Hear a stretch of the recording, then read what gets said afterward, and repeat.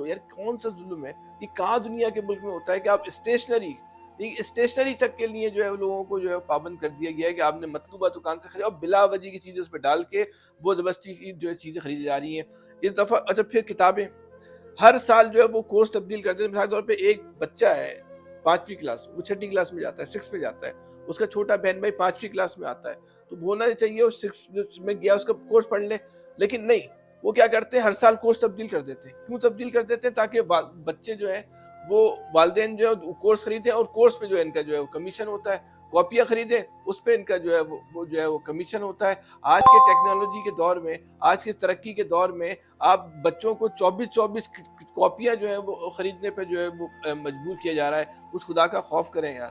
کوئی ظلم کی بھی کوئی حد ہوتی ہے، کوئی بدماشی اور غنڈہ گردی کی بھی حد ہوتی ہے.